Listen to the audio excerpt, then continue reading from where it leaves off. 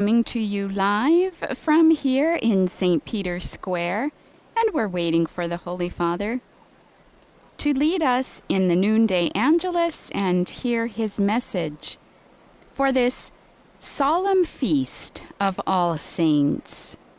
A warm welcome on behalf of Vatican Media to all of you who are joining us, wherever you are joining us, whatever time of the day or afternoon or evening or night.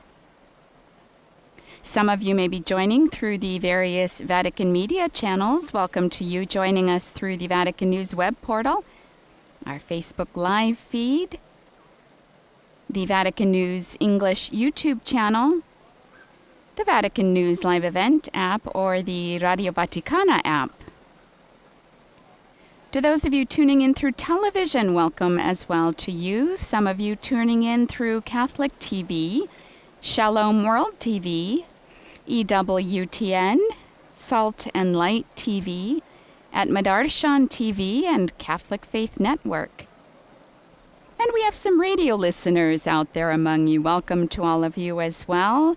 Those of you tuning in through Luminous Radio or through Radio Maria in Papua New Guinea. And many others are joining through various other digital platforms. It's a beautiful day here in Rome on the Feast of All Saints. And typically a race, we see in the background, there's a half marathon, I guess, in honor of all the saints, generally organized by the Salesian community here. Now we are looking at this window where everyone in the square is facing, awaiting the arrival of our Holy Father and to hear the words with which he will inspire us today on the Feast of All Saints. As we know from, especially through the letters of St. Paul, all of us who have been baptized have been set apart, holy, which in the Hebrew understanding means set apart for the service of God. Therefore, all of us who are baptized are saints. In fact, Paul himself called all the Christians to whom he wrote saints. So all canonized saints and blesseds and ourselves, this is our feast day. Our Holy Father now greeting the crowd. We await his words.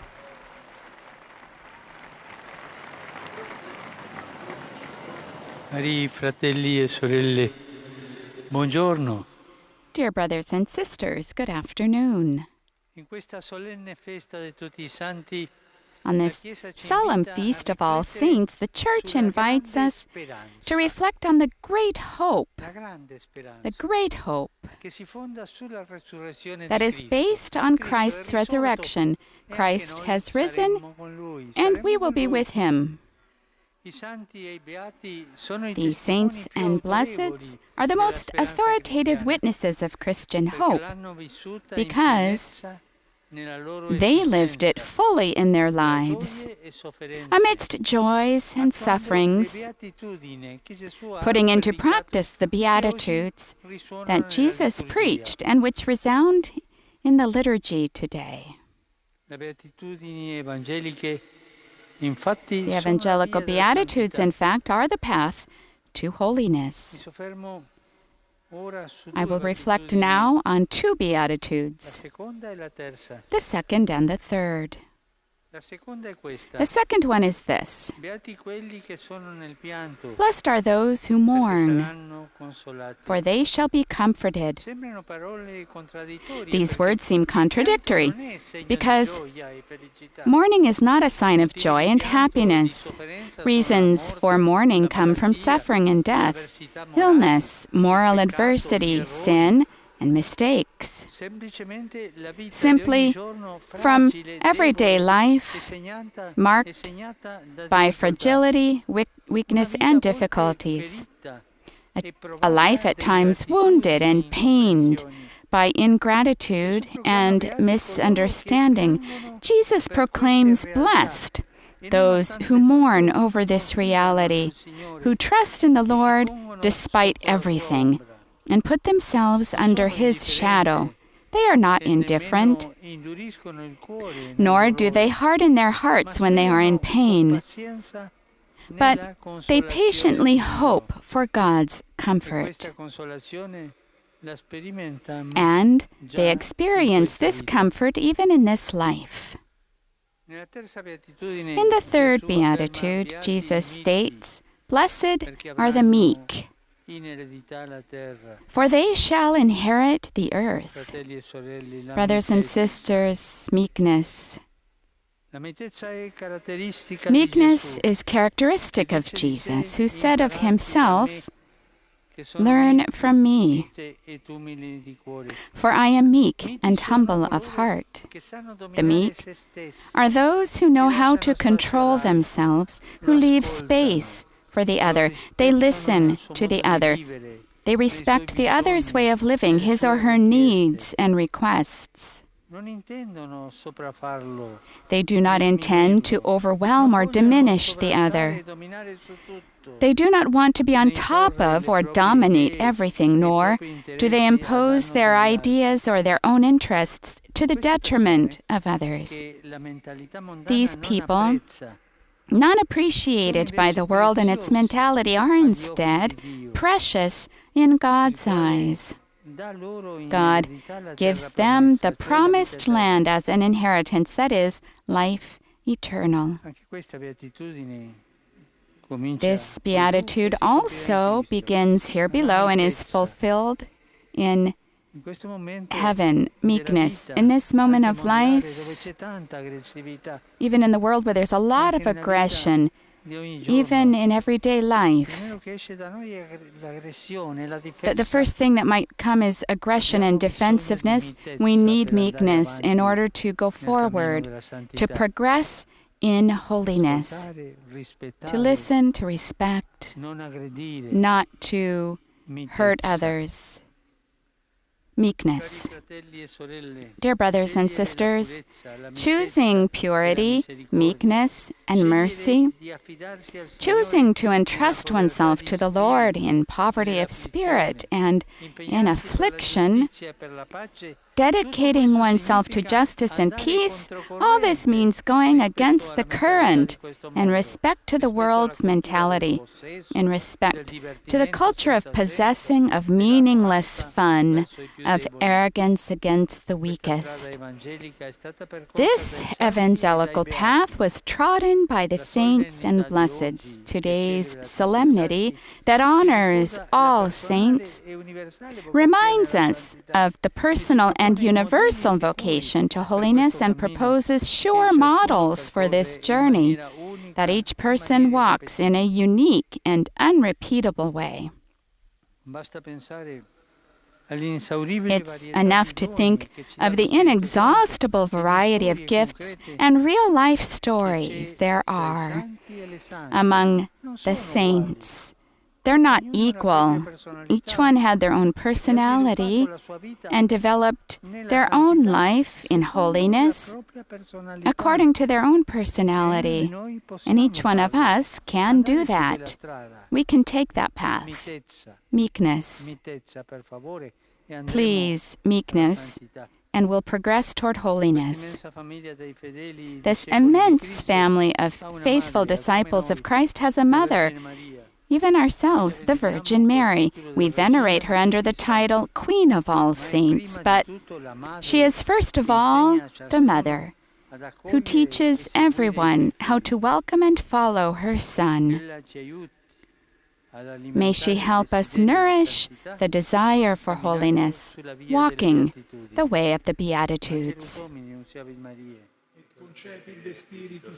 Ave Maria, gratia plena, Dominus tecum, benedicta tui mulieribus et benedictus fructus ventris tui, Iesus.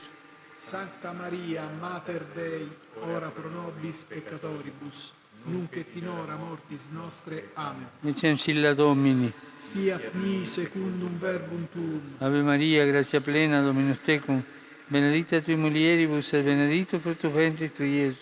Sancta Maria, Mater Dei, ora pro nobis peccatoribus, nunc et in hora mortis nostre. Amen. Verbum caro factum est. Et habitavit in nobis. Ave Maria, gratia plena, Dominus tecum, benedicta tui mulieribus et benedictus fructus ventris tui, Iesus. Sancta Maria, Mater Dei, ora pro nobis peccatoribus, nunc et in hora mortis nostre. Amen. Ora pro nobis, Santa Dei Genitrix. Digni ficiamur promissionibus Christi. Gratiam Tua, in questum Domine, mentibus nostris infunde, ut che angelo annunziante Christi Filii Tui incarnazione coniovim, per passione meius et crucem, a resurrezione gloriam perducamur. Per Christum Dominum nostrum. Amen. Gloria Patri et Filio et Spiritui Sancti. Sicut erat in principio et nunc et semper et in saecula saeculorum. Amen. Gloria Patri et Filio et Spiritui Sancti. Sicut erat in principio et nunc et semper et in saecula saeculorum. Amen. Gloria Patri et Filio et Spiritui Sancti. Sicut erat in principio et nunc et semper et in saecula saeculorum. Amen. Pro fidelibus defuntis, requiem aeternam dona eis Domine, Et lux perpetua luce a Teis. requiescant in pace. Amen. Sit nomen Domini benedictum. Ex hoc nunc et usque in saeculum. Aiutorium nostrum in nomine Domini. Qui fecit caelum et terram. Benedicat vos, omnipotens Deus, Pater, et Filius, et Spiritus Sanctus. Amen. Amen.